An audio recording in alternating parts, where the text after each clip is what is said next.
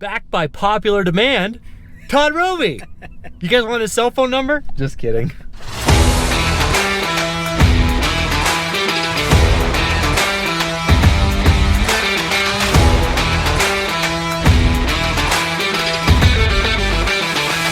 We're making hay. Hello everybody, welcome to Bale's Hay Farm and Ranch. Back by popular demand, we have the Cotton King himself. I got too much to talk about, so here we are. Todd Rovey. Yeah, here we are. Todd Rovey is back. If you didn't catch the earlier, there's been several videos ago, I rode around with Todd in a cotton picker, and Cutter was there too, his nephew. Where are we now? So we're at the gin, and remember I promised you guys we took a round bale, now we're going to make a square bale. So we're at the gin, we're going to show you that process, but first we're going to show you all these bales that are sitting here. The bales that are behind us here, this is what we call the old traditional looks like a giant loaf of cotton. Modules. These are actually called the original modules, you call that. And these are our big square blocks that we'd have to take and pick it in our cotton picker, and then we dump it into this module builder, and then we compact it manually. Squishes it. Yep. So then they bring it over here. I don't know if you can see the side view over here, but I believe these are what you'd call root modules. So this is the cotton that we picked up off the ground and we saved that was fell off the ground from the storms. You can see there's a lot of trash in this stuff here, a lot of sticks, leaves, and you know, a little bit of dirt in there. But this stuff will all get gin the same way, the same process when we tour the gin. So, and then back over here, these rows of cotton bales here, they're lined up in sets of 4. If you get a side view over here.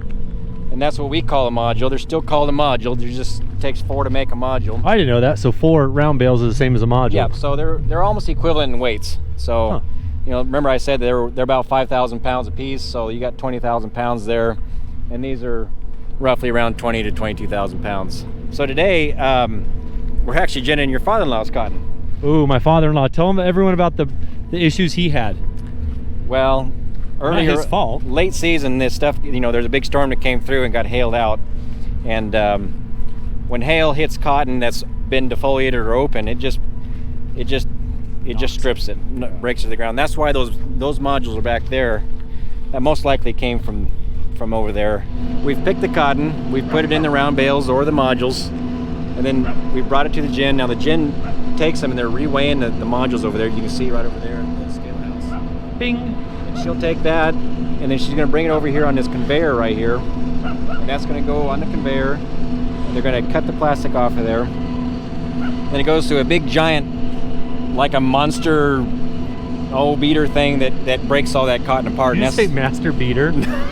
Anyways, it goes into that thing over there, the mouth, and it's the first process where they're starting to clean this cotton. There's a lot of sticks and rocks that fall out of there.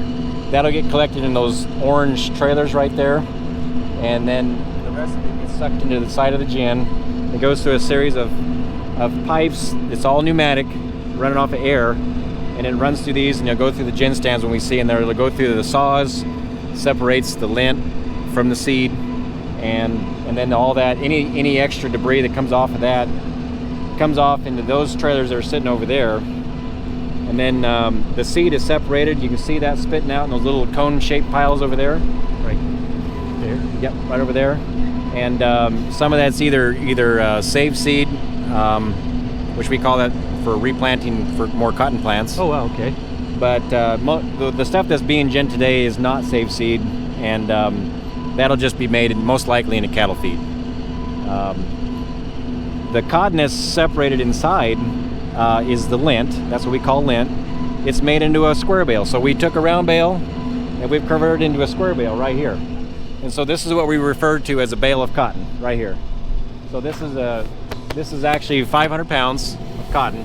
Now, and several people in the last video were asking about weight, and he was saying that's how you judge how many bales per acre. A lot of people ask how many bales are you making per acre, and this is a bale that they're comparing that off of. Yep. So one of those round bales is producing about 4 of these square bales, and then the rest of that weight is being ginned off into either trash or... There's a fancy truck. Crane harvesting. So these bales here are preloaded on these trucks, And depending on where it's going, it goes to us, you know, the brokers either who have bought them. They're going to storage warehouses either in Phoenix, Texas, California, wherever it's going to. But then most likely this bale of cotton will end up, I would say most likely this is going to end up overseas and be spun in a yarn, most likely out of the country. And then it goes out of the country, spun in a yarn, spun in a fabric, and then it'll be imported back in. Most likely, there's a few mills here in the United States, but very few. Most of them have gone away. This is the module truck we were talking about. These are all a series of chains here, and they can rotate that way to pick up the module, or they can kick it off the same way. So these little cleats here is what kind of grip it, and they don't tear through the plastic at all. So really, we don't have an issue with that. But I figured they would have. Once it comes up here, there's a series of rollers that it rolls on, and you can't see it right now, but down below up here, right here where this bar is at, there's a knife, like a razor blade knife, and it's, as these advance that way, it's cutting this plastic. So all they have to do is just peel this plastic off, and then that's all recycled. Is that the master beater right there? That's the cotton consumer right there. Consumer. I thought we were consumers of cotton. I'm sure there's a fancy name for it, I just don't know what it is. Yeah, that's all the leaf that we've picked off the plant that we shouldn't have picked it to begin with, but it comes in there. And we don't really, well, we call this trash, but this isn't thrown away. This really? Is all, yeah, this is all given for cattle feed, and I didn't know that. Yep, they'll take this to the feedlots. I knew they ate the seed, but I didn't know they ate that part. Yep, they can consume all this. So we can start there at the beginning. That cotton is coming through this tube right here, and it's coming on the top, and of course it's being dispersed kind of downhill here.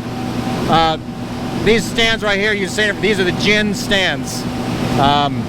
You can see the cotton's coming down from the top in that little window, and then it's being separated. That's the lint, and then the seed is down below.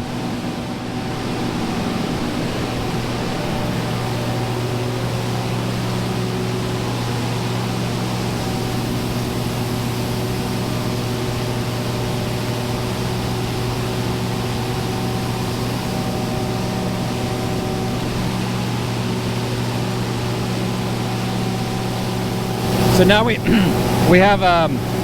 separated the lint from the cottonseed. That's what these gin stands do.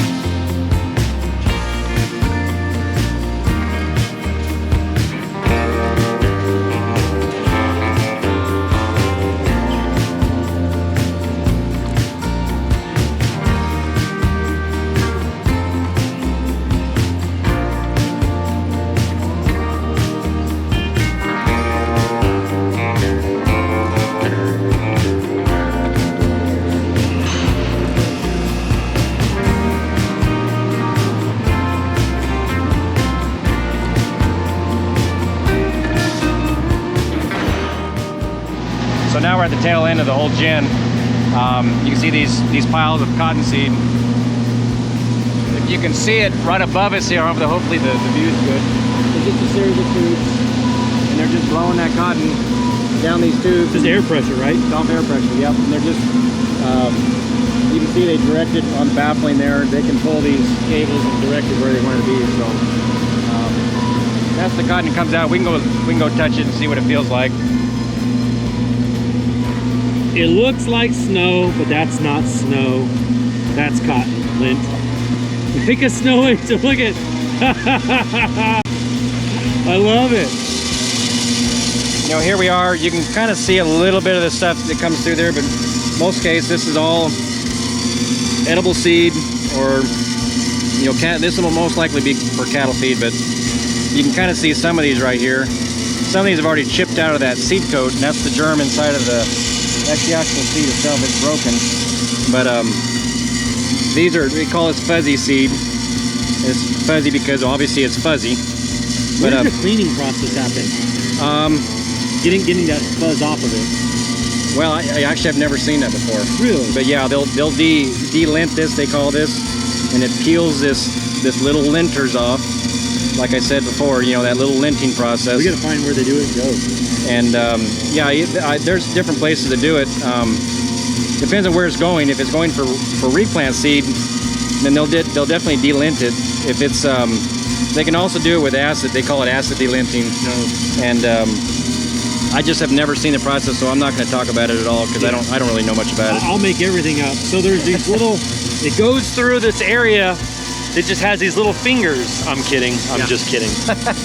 So yeah, this is kind of neat. Now in Arizona, we're unique that, you know, obviously it doesn't rain that much, so we can keep these outside. Most of the gens you see anywhere else from here, they're all covered. This is all covered up.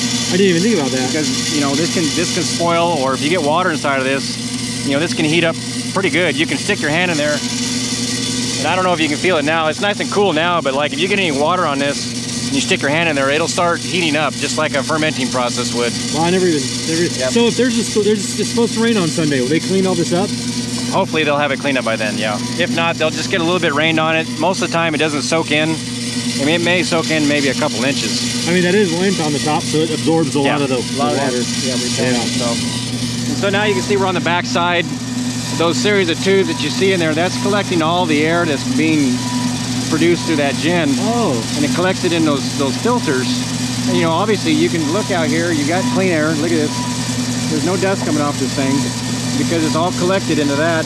And I never even thought about that. You're right. It would be a big dusty mess out here, but it's not.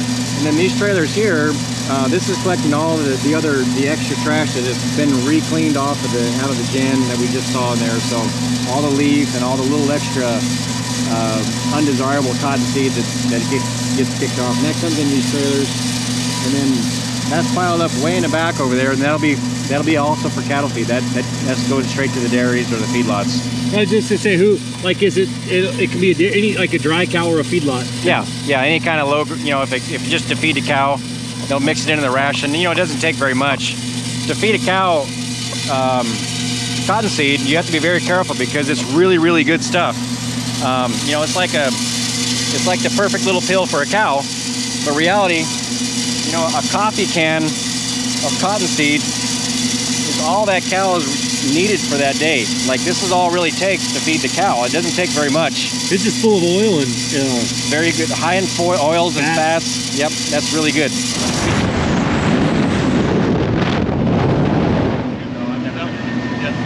There's a massive. That is a massive wheel we're looking at that has some sort of fiber or cloth on it that collects dust. And it's crazy. As soon as he opens that door, it's a giant vacuum. And the dust, and when you open that door, it allows the dust to come off those pipes. That was crazy. That's the craziest feeling going in that door. I wish you guys could have felt that experience. It's like a storm. My name is Ramon Cuellar. I'm the cotton ginner who runs this place for the last 23 years. This is actually the unit that we call the mold bales. It's the one that recycles all the small fibers from the inside of the gin, and it puts into this press, and we build another bale. We get a bale about every 130 regular bales out of the molds. We call a moat bale, you know, it's just the little undesirable lintz that's not put into that pretty white bale. These got a little bit different, they've got a flaw to them, so we don't want them in the normal bale. And the reason why I do that is because they're still worth value. So another interesting fact, guess how they load these doubles? If you notice, these are hay doubles, just like my doubles. They have a little miniature squeeze. We're gonna find him so you guys can see him. Here's the mini squeeze, check this out. Show them how it works. They've seen my hay squeeze. The exact same. The exact same way. Take this thing off any sweet jumps? Sweet jumps. Yeah. Look at that.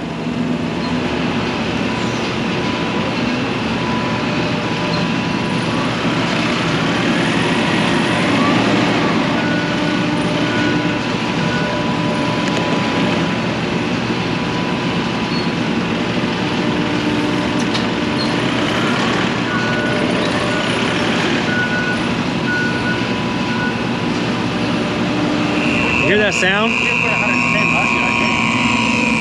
A moat bale is ready. We're gonna watch it. These only pop out like every 130 bales, so it's pretty unique. Not really.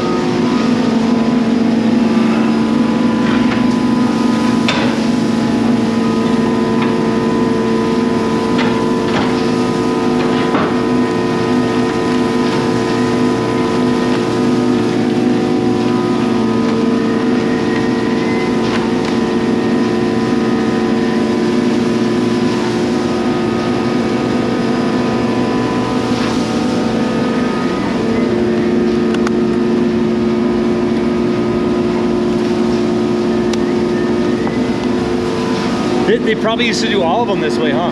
Yeah. So he said he used to do the inside one this way with all by hand. Wow. Yeah. That's how thousands upon thousands of bales. Yeah. So here, I think, and I'm not 100% sure, but I think last year you guys ginned about what 20-something thousand bales through this gin. Last year. Last year. Under 13,000. Oh, 13,000. The year before. The year before you did 28,000. But this is a kind of a smaller gin. We only got, like I said, 2 stands there, and there's some gins that got 6 to 8 stands or 15 stands. So they're ginning 100,000 bales a year or more. Wow.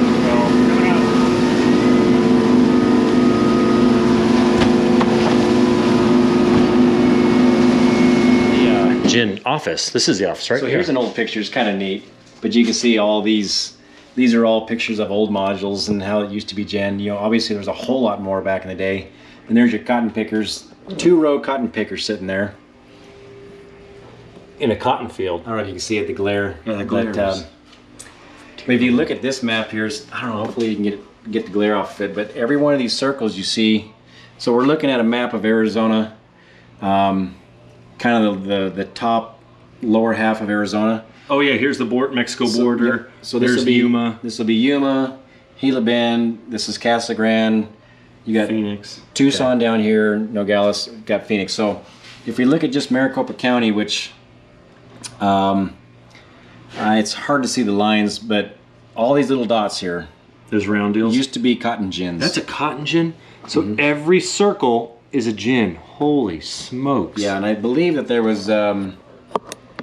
And I'm going to get my numbers wrong, but somewhere around 70 gins in Maricopa County, and now we're down to 1. Wow. So this is a good picture here, but this is what the saws typically look like. Oh. So we talk about the saws inside those gins they're pulling the fiber, they're pulling it through, and that's what's pulling the fiber in Off the seat. Off the seat.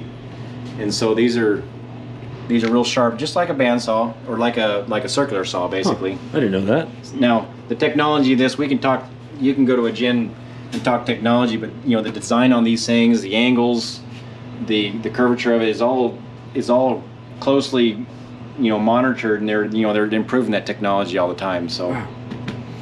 Well, so talk about. There's only one gin left in Maricopa, and we are in that gin right now. Yep. What happens when this gin goes away? So if we continue on growing cotton like we plan to, and most likely this gin will probably go away in the near future.